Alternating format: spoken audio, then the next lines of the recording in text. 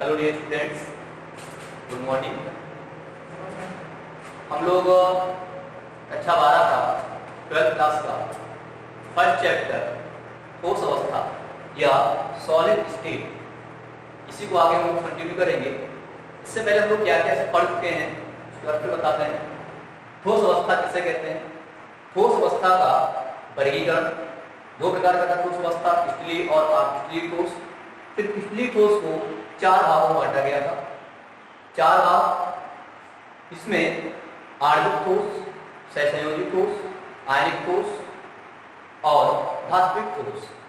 इस तरह से ये वर्गीकरण हमारा पूरा हो गया। उसमें मैंने कल क्वेश्चन भी दिया होगा, शायद आप लोगों ने किया होगा। अब नेक्स्ट हमारा आज का टॉपिक है, वो टॉपिक है क्रिस्टल जालक।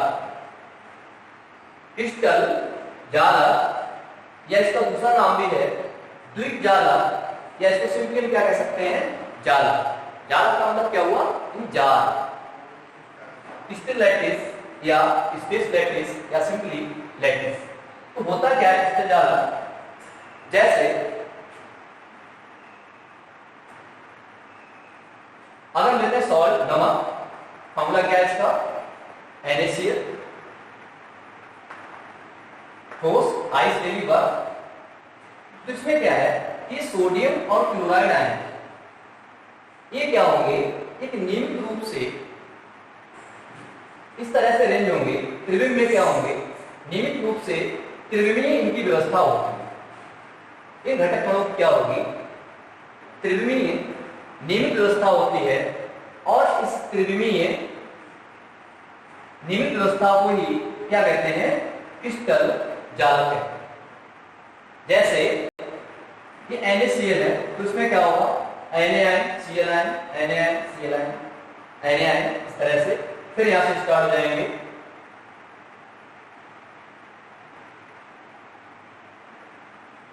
फिर इसी तरह से कंटिन्यू।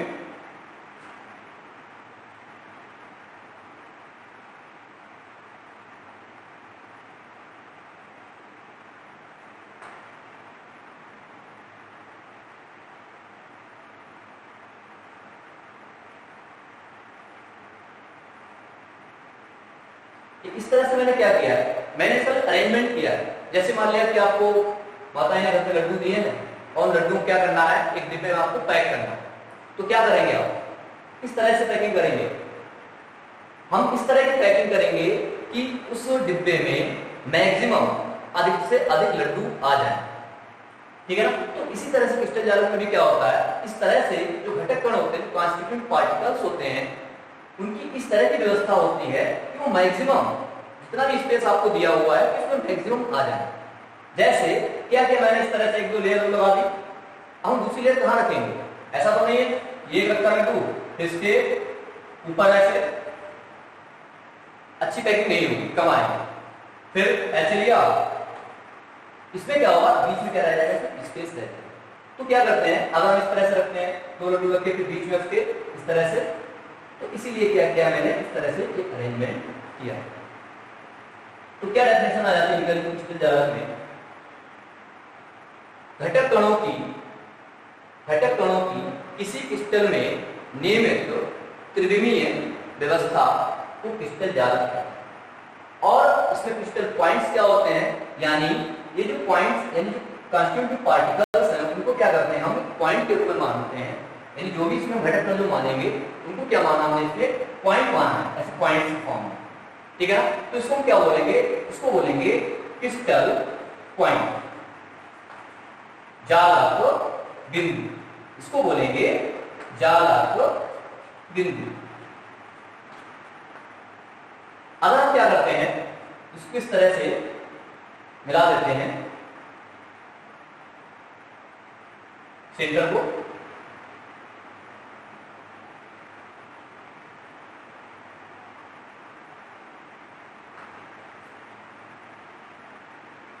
इसको तो सेंटर से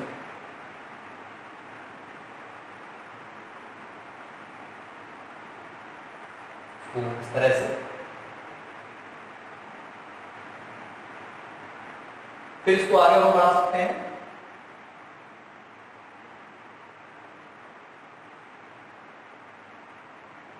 इसी तरह से इसको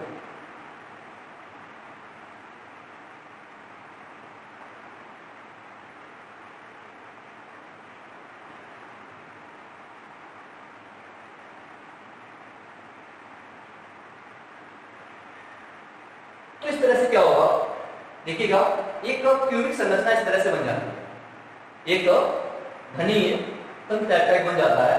यानी क्या हो गया, इसमें घटक अणु क्या हो गई, ये तो त्रिमी व्यवस्था होगी, क्योंकि जो हमारा घन है वो किसका एग्जाम्पल है, त्रिमी व्यवस्था होती है।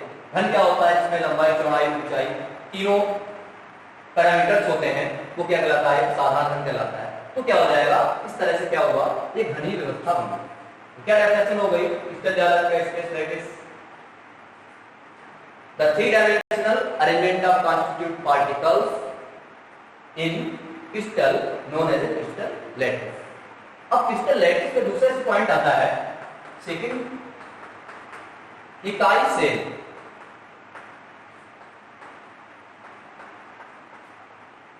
बहुत इंपॉर्टेंट टॉपिक है, यहीं से हमारी real solid state chemistry start होती है। क्रिस्टल जालक, इकाई सेल, या इसको बोलते हैं एक तत्व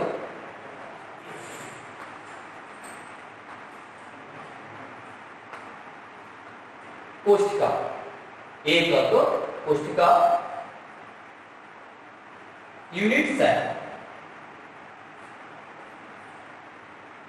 इकाई सेल या एकक कोशिका या यूनिट सेल। जैसे ये मान लिया दीवार है, तो किससे मिलकर बनी हुई है, बहुत सारी ईंटों से मिलकर बनी हुई है, ब्रिक्स से बनी हुई है।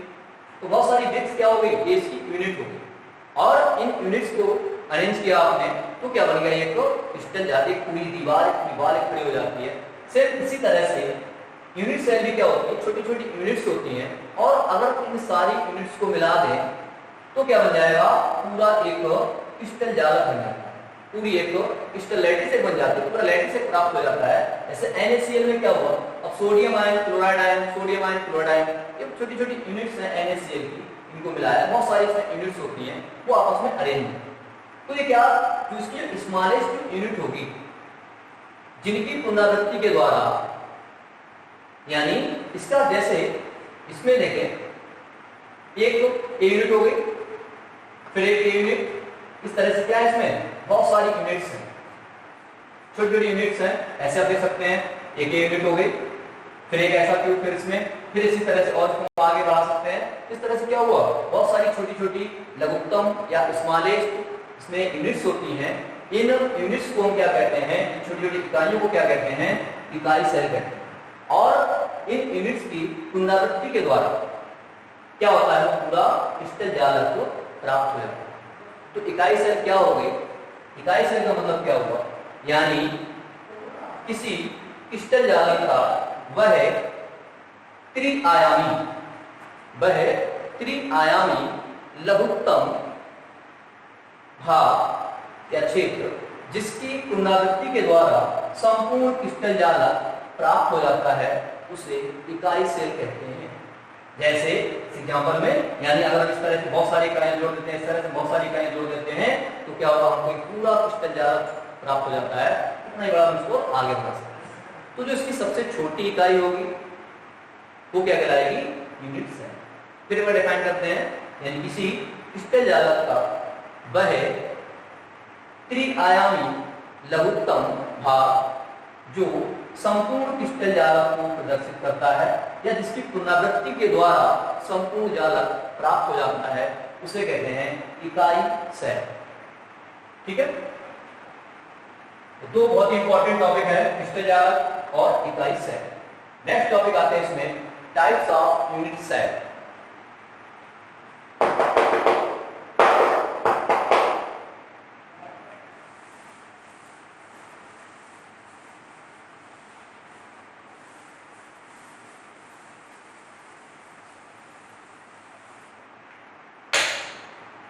Types of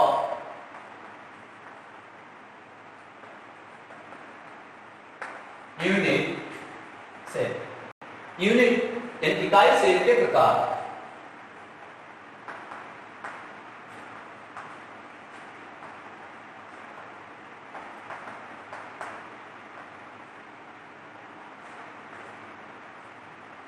इकाई सेल सामान्यतः दो प्रकार की होती हैं।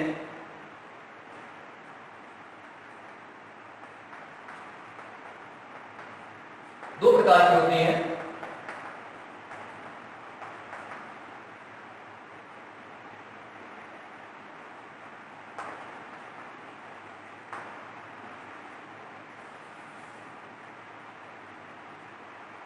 फर्स्ट है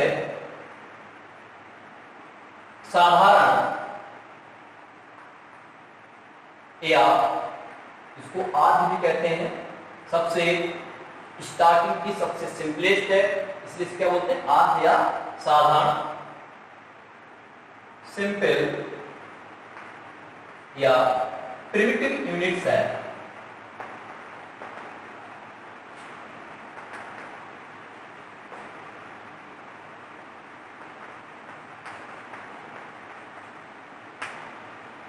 तो फर्स्ट टाइप क्या हो गया, साधारण या आदि इकाई सेल। दूसरा है केंद्रित इकाई सेल। केंद्रित इकाई सेल को, यानी इसमें क्या होगा, सेंटर्ड, इसको कह सकते हैं सेंटर्ड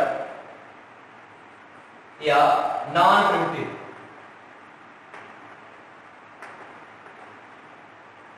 यूनिट सेल। सेंटर्ड और नॉन प्रिमिटिव यूनिट सेल, साधारण इकाई सेल और केंद्रित इकाई सेल, दो प्रकार की इकाई सेल होते हैं। साधारण इकाई सेल और केंद्रित में क्या डिफरेंस है, पहले देखते हैं।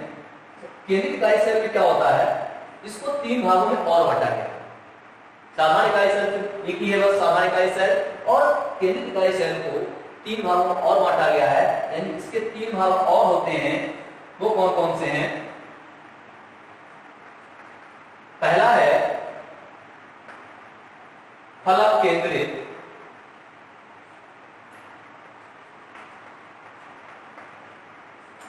इकाई सेल, दूसरा है काय केंद्रित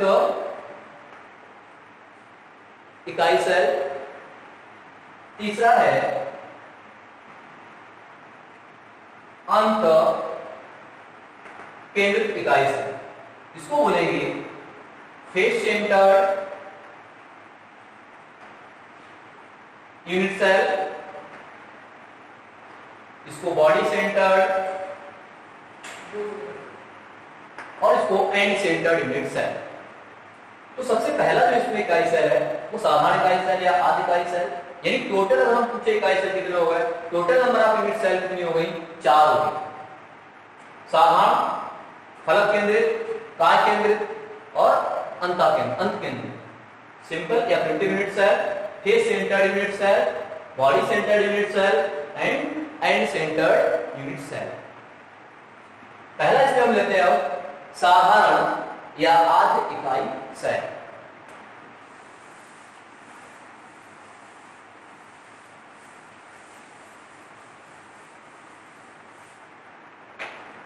First one is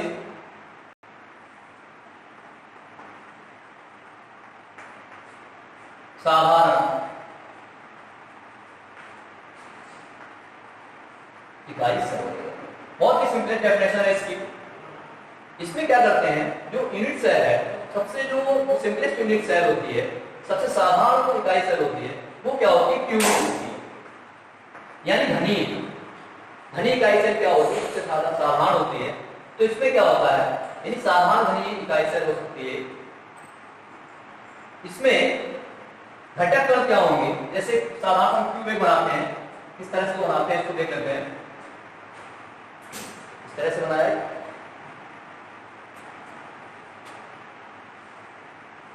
यहां सेंटर से तो स्क्वायर ऐसे बनाएंगे, इसको ऐसे लगाएंगे डायगोनली इस तरह से। घन क्या होता है, इसके 3 पैरामीटर होते हैं, लंबाई, चौड़ाई और ऊंचाई। ऐसे ये भी क्या है, एक क्यूबाइड है। इस बॉक्स को देख सकते हैं, इसमें क्या है, ऊंचाई भी है, चौड़ाई भी है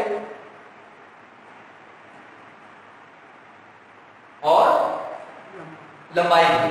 तो इस तरह से क्या होगा, इसके 3 पैरामीटर हो गए हैं। तो ये क्या है, साधारण घन का एग्जाम्पल हो गया।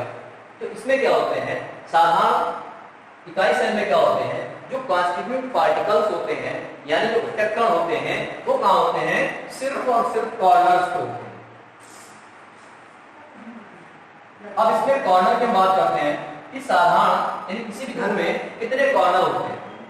हम इमेजिन कर सकते हैं, इसी को मान सकते हैं, इस रूम को मान सकते हैं या इस बोर्ड को मान सकते हैं। 2 डायमेंशन पिक्चर है यहाँ पे, ये 3 डायमेंशन नहीं। 3 डायमेंशन में क्या हो, आपको तीनों गायें आपको दिखाई देनी चाहिए।